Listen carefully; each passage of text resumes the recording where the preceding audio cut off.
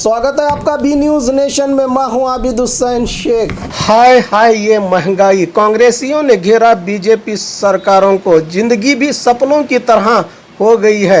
न जाने कब कौन सा भयानक ख्वाब आकर पूरी नींद खराब कर देता है। इसी तरह रोज बीजेपी सरकार के फैसले, जन विरोधी नीतियों और रोजाना बढ़ती महंगाई, आसमान छूते पेट्रोल और डीजल के दामों से हर कोई देशवासी परेशान है। कोरोना की पहली और दूसरी लहर खत्म होने के बाद अब तीसरी लहर का आतंक जनता में है, तो वहीं जीवन की गाड़ी दौड़ाने के लिए गाड़ी का होना भी ज़रूरी है। इसका भी खाना पानी यानी पेट्रोल डीजल 100 के पार होने से हम सब मजबूर हो गए हैं कि कहने पर हाय हाय ये महंगाई। जिस पर बीजापुर जिला कांग्रेस की ओर से शहर के पेट्रोल बैंकों पर केंद्र और राज्य सरकार के खिलाफ अब्दुल हमीद मुशर्रफ के नेतृत्व में मोर्चा खोला गया, जिसमें एसएम पाटिल गनियार, मोहम्मद रफ़ी टपाल, ज़मीर बख्शी, शब्बीर जागीरदार के अलावा पार्टी के कई पदाधिकारी और कार्यकर्ता इस प्रदर्शन में रहे मौजूद।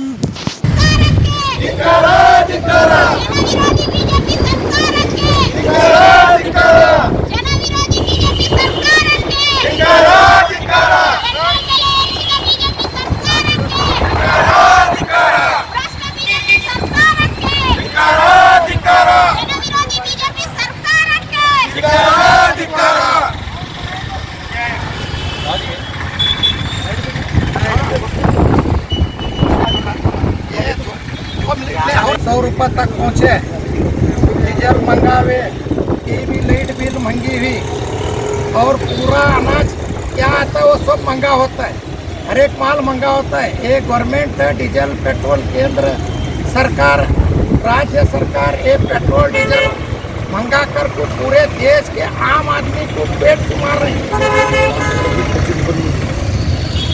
ये दूध महंगा, अनाज महंगा, पूरा महंगा होने वाला, पेट्रोल डीजल महंगा हुआ। तो ये सब सस्ता, पेट्रोल डीजल सस्ता करना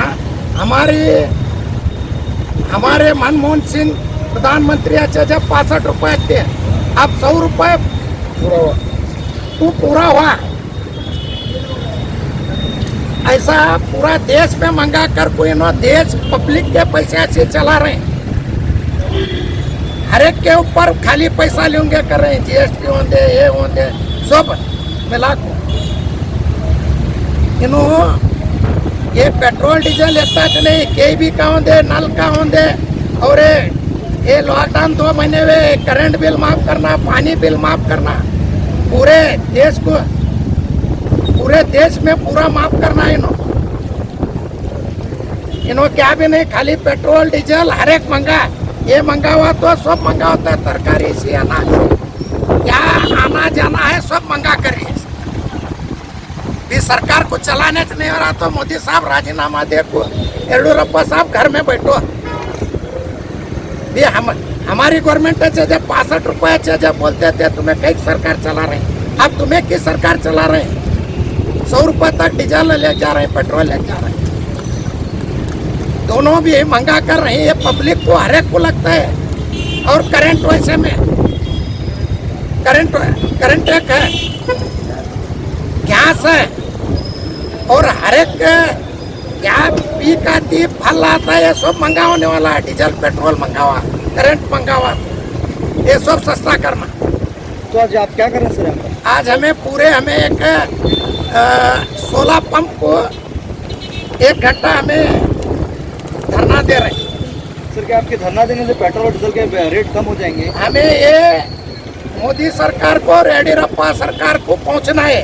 उसके बारे में हमारे अध्यक्ष साहब DK शिव कुमार साहब और हमारे सिद्धरामैया साहब पूरे कर्नाटक में करने बोले। हमें सब उनके आर्डर के मुताबिक सब भी मिला को कर रहे हैं। जबकि सर हिंदुस्तान से नेपाल और नेपाल जैसे देशों को डीजल पेट्रोल जाता है, वहाँ पर सस्ता है, फिर इंडिया में क्यों? इंडिया से जाता है, इन्हों अपना टैक्स बटाने के वास्ते 50 रुपये 60 रुपये टैक्स ले रहे हैं हम। तो आप क्या सरकार से अपील करते हैं? अपील कर रहे हैं कम करना, नहीं तो राजीनामा दे घर में बैठना। ತಮಗೆ ತಮ್ಮ ಜೀವನ ಬದುಕು ಕಟ್ಟಿಕೊಳ್ಳುವ ಈ ನಿಟ್ಟಿನಲ್ಲಿ ಇದ್ದರೂ ಈ ಕೇಂದ್ರ ಸರ್ಕಾರ ತಮ್ಮ ಲಾಭಕೋರತನವನ್ನು ಬಿಡ್ತಾ ಇಲ್ಲ.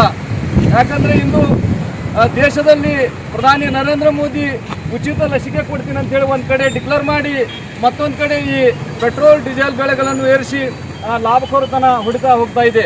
ಇದನ್ನು ನಾವು ಇಂದು ಕಾಂಗ್ರೆಸ್ ಪಕ್ಷದ ವತಿಯಿಂದ ಹಾಗೂ ಜಿಲ್ಲಾ ವಿಜಯಪುರ ನಗರ ಘಟಕ ಹಾಗೂ ಜಲನಗರ ಬ್ಲಾಕ್ ಸಮಿತಿ ವತಿಯಿಂದ ಈ ಪ್ರತಿಭಟನೆ ಕಾರ್ಯಕ್ರಮವನ್ನು ಹಮ್ಮಿಕೊಂಡಿದ್ದೇವೆ.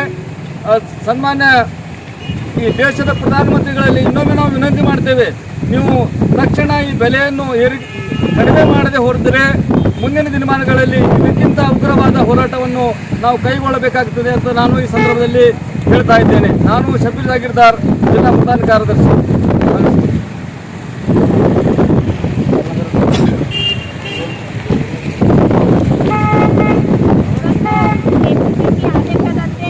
ವಿಜಯಪುರ ನಗರದ ಜಲನಗರ ಬ್ಲಾಕ್ ವತಿಯಿಂದ ಈ ಪ್ರತಿಭಟನೆಯನ್ನು ಹಮ್ಮಿಕೊಳ್ಳಲಾಗಿದೆ. ಇವತ್ತಿನ ದಿನ ಏನು ಪೆಟ್ರೋಲ್ ಹಾಗೂ ಡೀಸೆಲ್ ಬೆಲೆಗಳು ಜಾಸ್ತಿ ಆಗಿವೆ, ಅದನ್ನು ಕಡಿಮೆ ಮಾಡಬೇಕು ಸನ್ಮಾನ್ಯ ನರೇಂದ್ರ ಮೋದಿ ಅವರು. ಈಗಾಗಲೇ ಜನರು ಈ ಕೊರೋನಾ ಸಂಕಷ್ಟದಿಂದ ಈಗ ಸ್ವಲ್ಪ ಹೊರಗೆ ಬಂದಾರೆ. ಈಗ ಆಲ್ರೆಡಿ ಅವರು ಸತ್ತು ಉಳಿದಿರುವಂಥ ಸಂದರ್ಭನೂ ಬಂದೈತಿ. ಇಂಥ ಸಂದರ್ಭದಲ್ಲಿ ಅವರಿಗೆ ಇನ್ನೊಂದು ಸ್ವಲ್ಪ ಬೆಂಬಲ ಕೊಟ್ಟು ಅವ್ರಿಗೆ ಏನಾದರೂ ಒಂದು ಪ್ಯಾಕೇಜ್ ಚಲೋ ಪ್ಯಾಕೇಜ್ಗಳನ್ನು ಘೋಷಣೆ ಮಾಡಿ ಜನರನ್ನ ಉಳಿಸುವಂಥ ಕೆಲಸ ಇವತ್ತು ಈ ಕೇಂದ್ರ ಸರ್ಕಾರ ಮಾಡಬೇಕಾಗಿದೆ. ಆದರೆ ಅದನ್ನು ಮಾಡದೆ ಈ ಪೆಟ್ರೋಲ್ ಬೆಲೆ ಏರಿಸೋದು, ಡೀಸೆಲ್ ಬೆಲೆ ಏರಿಸೋದು, ಗ್ಯಾಸ್ ಬೆಲೆ ಅಂತೂ ಗಗನಕ್ಕೇರಿದೆ. ಗ್ಯಾಸ್ ಬೆಲೆ ಎಲ್ಲಾದ್ರ ಬೆಲೆಯನ್ನು ಕಡಿಮೆ ಮಾಡಿ ಒಂದು ಜನರಿಗೆ ಇದು ಅನುಕೂಲ ಮಾಡಿಕೊಡ್ಬೇಕಂತ ನಾವು ಈ ಪ್ರತಿಭಟನೆ ಮೂಲಕ ನಾವು ನರೇಂದ್ರ ಮೋದಿ ಅವರಿಗೆ ಆಗ್ರಹ ಮಾಡ್ತಾ ಇದ್ದೇವೆ. ಈ ಬೆಲೆಗಳನ್ನು ಕಡಿಮೆ ಮಾಡಬೇಕು, ಇಲ್ಲ ಅಂದರೆ ಅವರು ರಾಜೀನಾಮೆ ಕೊಟ್ಟು ಮನೆಗೆ ಹೋಗಬೇಕು ಎಂದು ಹೇಳ್ತೇನೆ. ನಾನು ಆರ್ತಿ ಶಾಪೂರ್, ಜಯನಗರ ಬ್ಲಾಕ್ ಕಾಂಗ್ರೆಸ್ ಅಧ್ಯಕ್ಷೆ, ವಿಜಯಪುರ ನಗರ ಮತಕ್ಷೇತ್ರ. ಬಿಜೆಪಿ ಸರ್ಕಾರಕ್ಕೆ, ಬಿಜೆಪಿ ಸರ್ಕಾರಕ್ಕೆ, ಬೆಲೆ ಏರಿಕೆ ಮಾಡುವ ಬಿಜೆಪಿ ಸರ್ಕಾರಕ್ಕೆ, ಡೀಸೆಲ್ ಬೆಲೆ ಏರಿಕೆ ಮಾಡುವ ಬಿಜೆಪಿ ಸರ್ಕಾರಕ್ಕೆ,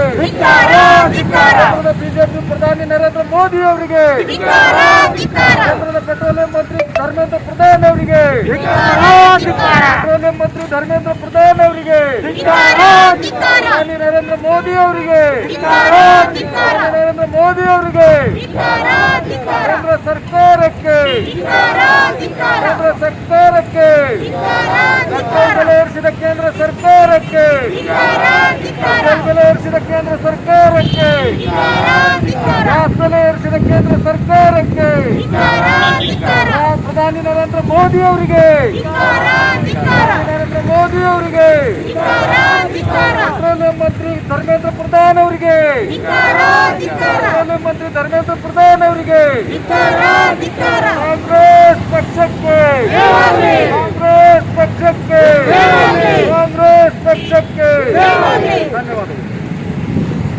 ಹೆಚ್ಚಾಗಿದ್ದಾವೆ. ದಿನಬಳಕೆ ವಸ್ತುಗಳಿರ್ಬೋದು, ಸಿಮೆಂಟ್ ಇರ್ಬೋದು, ಕಬ್ಬಿಣ ಇರ್ಬೋದು, ಇಡೀ ನಮ್ಮ ವ್ಯಾಪಾರದಲ್ಲಿ ಮಾರ್ಕೆಟ್ನಲ್ಲಿ ಏನು ಸಿಗ್ತಾವೆ ಎಲ್ಲ ಬೆಲೆಗಳು ಡಬಲ್ ಟಿಬಲ್ ಆಗಿದ್ದಾವೆ. ನಿನ್ನೆ 2 ದಿವಸದಿಂದ ಧರ್ಮೇಂದ್ರ ಪ್ರಧಾನ ನಮ್ಮ ಭಾರತ ಸರ್ಕಾರದ ಪೆಟ್ರೋಲಿಯಂ ಸಚಿವರು ಏನು ಹೇಳಿದ್ರು, ಅಂತಾರಾಷ್ಟ್ರೀಯ ಮಟ್ಟದಲ್ಲಿ ತೈಲ ಬೆಲೆಗಳು ಹೆಚ್ಚಾಗಿದ್ದಾವೆ, ಅದಕ್ಕೆ ನಾವು ಹೆಚ್ಚು ಮಾಡಿದ್ವಿ. ಅಂತಾರಾಷ್ಟ್ರೀಯ ಮಟ್ಟದಲ್ಲಿ ತೈಲ ಬೆಲೆ ಹೆಚ್ಚಾಗಿಲ್ಲ, ಅಲ್ಲಿ ತೈಲಕ್ಕೆ ಮಾರ್ಕೆಟೇ ಇಲ್ಲ, ಅಲ್ಲಿ ಪೆಟ್ರೋಲಿಯಂ ವಸ್ತುಗಳಿಗೆ ಮಾರ್ಕೆಟ್ ಇಲ್ಲ. ಇಡೀ ರಾಷ್ಟ್ರದಲ್ಲಿ ಕೊರೋನಾ ಮಹಾಮಾರಿ ಇರೋದ್ರಿಂದ ಇಲ್ಲಿ ಮಾರ್ಕೆಟ್ ಇಲ್ಲ. ಇವರು ಸುಳ್ಳು ಹೇಳ್ತಿದ್ದಾರೆ. ಸುಳ್ಳು ಹೇಳಿ ರಿಫೈನರಿಗಳು ಅಲ್ಲೇನು ತೈಲ ಬಾವಿಗಳಿದಾವೆ ಅರಬ್ ರಾಷ್ಟ್ರಗಳಲ್ಲಿ ಅವೆಲ್ಲ ಬಂದ್ಬಿದ್ದಾವೆ. ಇವತ್ತು ಇವರು ಸರ್ಕಾರ ಜನರಿಗೆ ಸುಳ್ಳು ಹೇಳಿ ಮಂಕು ಬೂದಿ ಎರಗಿಸ್ತಾ ಇದೆ. ಇನ್ನೊಂದು ವಿಷಯ ಏನಂದ್ರೆ, ಇವತ್ತು ನೀವು ತೈಲ ಬೆಲೆಗೆ ಅಂತಾರಾಷ್ಟ್ರೀಯ ಮಟ್ಟದ ಬೆಲೆಗಳು ಏರಿದಾವಂತ ನೀವು ಸುಳ್ಳು ಹೇಳಿ ಸಬೂಬು ಹೇಳ್ಬೋದು. ಇಲ್ಲಿ ಭಾರತದಲ್ಲಿ ಉತ್ಪನ್ನ ಆಗೋಂಥ ವಸ್ತುಗಳು, ರೈತರ ವಸ್ತುಗಳು, ಮತ್ತೊಂದು ವಸ್ತುಗಳು, ಇವತ್ತು ಕೈಗಾರಿಕೆ ವಸ್ತುಗಳು, ಸಿಮೆಂಟ್ ಇರ್ಬೋದು, ಕಬ್ಬಿಣ ಇರ್ಬೋದು, ಇವತ್ತು ಬಡ ಜನರ ಮತ್ತು ಸಾರ್ವಜನಿಕರ ದಿನಬಳಕೆ ವಸ್ತುಗಳನ್ನು 3 ಪಟ್ಟು ಹೆಚ್ಚು ಮಾಡಲಿಕ್ಕೆ ಇದು ಯಾವ ಕಾರಣ? ಇದಕ್ಕೇನು ಕಾರಣ ಹೇಳ್ತೀರಿ? ಸರ್ಕಾರ ಹತ್ರ ಏನು ಉತ್ತರ ಇದೆ ಇದಕ್ಕೆ? ಅದಕ್ಕೆ ನಮ್ಮ ಅಭಿಪ್ರಾಯದಲ್ಲಿ ಈ ಸರ್ಕಾರ ಕೋವಿಡ್ ಮಹಾಮಾರಿಯ ನೆಲೆಯನ್ನು ನಿರ್ವಹಿಸಲು ಸಂಪೂರ್ಣ ವಿಫಲಾಗಿದೆ. ಅದರದೊಂದು ವಿಫಲತೆಯನ್ನು ಮುಚ್ಚಿ ಹಾಕಲಿಕ್ಕೆ ತೈಲ ಬೆಲೆ ಮತ್ತು ಇನ್ನಿತರ ಎಲ್ಲ ವಸ್ತುಗಳ ಬೆಲೆಗಳನ್ನು ಏರಿಸಿ ಜನರಿಗೆ ತ್ರಾಸ ಕೊಡೋದು ಒಂದೇ ಈ ಸರ್ಕಾರದ ಧ್ಯೇಯ ಇದೆ ಹೊರತಾಗಿ ಜನರ ಒಂದು ಕಲ್ಯಾಣಕ್ಕೋಸ್ಕರ ಇವರು ಯಾವತ್ತೂ ಕೆಲಸ ಮಾಡಿಲ್ಲ. ಸುಮಾರು 7 ವರ್ಷಗಳಾಯ್ತು ಈ BJP ಸರ್ಕಾರ ಬಂದು, ಯಾವತ್ತೂ ಇವರು ಜನಪರ ಕಾರ್ಯಗಳು ಮಾಡೇ ಇಲ್ಲ, ಇದು ಮಾಡಿ ಗುರುತಿಲ್ಲ ಇವರು. ಅದಕ್ಕೆ ಜನ ಇವತ್ತು ಭಾಳ ಸಂಕಷ್ಟದಲ್ಲಿದ್ದಾರೆ. ಎಷ್ಟು ಸಂಕಷ್ಟದಲ್ಲಿದ್ದಾರೆ ಅಂದರೆ, ಕೊರೋನಾ ಅಲೆಯಲ್ಲಿ ಸತ್ತು ಹೋದಂಥ ಜನರ ಶವಗಳನ್ನು ಸುಡಲಿಕ್ಕೆ ದುಡ್ಡಿಲ್ಲ ಜನರ ಹತ್ರ. ಅಂಥ ಪರಿಸ್ಥಿತಿಯಲ್ಲಿ ದಿನಬಳಕೆ ವಸ್ತುಗಳನ್ನು ಇವರು ಬೆಲೆ ಏರಿಸಿ ಜನರಿಗೆ ತ್ರಾಸು ಕೊಡ್ತಾ ಇದ್ದಾರೆ. ಶವಗಳನ್ನು ಗಂಗಾ ನದಿಯಲ್ಲಿ, ಪವಿತ್ರ ಗಂಗಾ ನದಿ ನಮ್ಮ ಭಾರತ ದೇಶದ ಒಂದು ಪವಿತ್ರ ನದಿ ಅಂತೇಳಿ ಹೇಳ್ತೀರಿ, ಅಲ್ಲಿ ಇವತ್ತು ಪೂರ್ತಿ ಹೆಣಗಳ ರಾಶಿ ತುಂಬಿದೆ.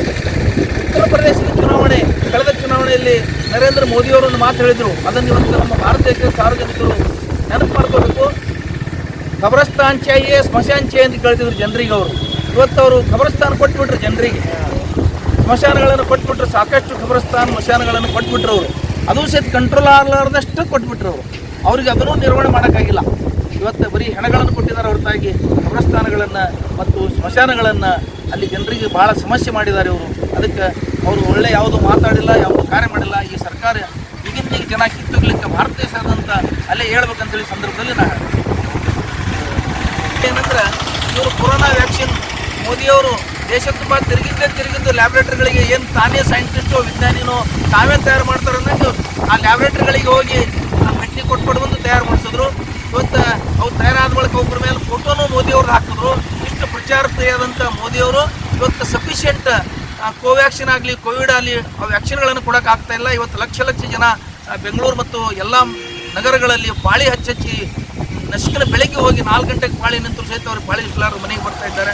ಇವರು ಸರ್ಕಾರದ ಮೇಲೆ ಇವ್ರ ಮೇಲೆ ಹಿಡಿಶಾಪ್ ಹಾಕ್ತಾ ಜನ ಬರ್ತಾ ಇದ್ದಾರೆ, ಅವ್ರು ಸಿಗ್ತಾ ಇಲ್ಲ. ಇವತ್ತು ಜನ ಈ ಅಲೆಯಲ್ಲಿ ಸಾಯ್ತಾ ಇದ್ದಾರೆ. ಇದ್ರ ಕಡೆ ಸರ್ಕಾರ ಗಮನ ಕೊಡ್ತಾ ಇಲ್ಲ. ಕೇವಲ ಅವ್ರ ಅಧಿಕಾರಕ್ಕಾಗಿ, ತಮ್ಮ ಅಧಿಕಾರಕ್ಕಾಗಿ ಅವ್ರು ಬರ್ತಾ ಇರ್ತಿದ್ದಾರೆ. ಹೈಕೋರ್ಟ್ಗಳು, ಇಡೀ ರಾಷ್ಟ್ರದ ಹೈಕೋರ್ಟ್ಗಳು ಮತ್ತು ಎಲ್ಲ ರಾಜ್ಯ ಹೈಕೋರ್ಟ್ಗಳು ಮತ್ತು ಸುಪ್ರೀಂ ಕೋರ್ಟ್ ಸುಮಾರು 10 ಸಲ ಛೀಮಾರಿ ಹಾಕಿದೆ. ಅದ್ರ ಬಗ್ಗೆ ಗಮನ ಇಲ್ಲ. ಕರ್ನಾಟಕ ಸರ್ಕಾರದ ನಮ್ಮ ಕರ್ನಾಟಕ ಹೈಕೋರ್ಟ್ ಇವರಿಗೆ 1200 ಟನ್ ಆಕ್ಸಿಜನ್ ಕೊಡು ಅಂತ ಹೇಳಿದ್ರೆ ಅದ್ರ ಮೇಲೆ ಸ್ಟೇ ಬಿಡಕ್ಕೆ ಹೋದರು. ಇವ್ರ ಜನಪರ ಕಾಳಜಿ ಇದೆಯಾ? ಅವ್ರದೇ ಒಂದು ಸರ್ಕಾರದ ಆದೇಶ, ಅವ್ರದೇ ಒಂದು ಹೈಕೋರ್ಟ್ದ ಆದೇಶ, ಅದ್ರ ಮೇಲೆ ಇವರು ಸುಪ್ರೀಂ ಕೋರ್ಟ್ ಸ್ಟೇ ಬಿಡಕ್ಕೆ ಹೋದರು. ಇದೇನು ತೋರಿಸ್ತಂದ್ರೆ ಇವರು ಜನಪರವಲ್ಲ, ಇವರು ಬರೀ ಕೇವಲ ಅಧಿಕಾರಕ್ಕೆ ಹೋರಾಟ ಮಾಡ್ತಿದ್ದಾರೆ. ಮುಂದಿನ ದಿನಗಳಲ್ಲಿ बाघमारे हॉस्पिटल में दांतों की बीमारी से जुड़े हर तरह का किया जाता है इलाज, जिसके माहिर oral and maxillofacial surgeon doctor शान करीमी करेंगे आपका उम्मीद से भरपूर इलाज। तो आज ही विजिट कीजिए बाघमारे मल्टी स्पेशलिटी हॉस्पिटल सकाफरोजा सरकारी उर्दू स्कूल नंबर 4 के पास। और ख़बरों के लिए देखते रहिए बी न्यूज़ नेशन।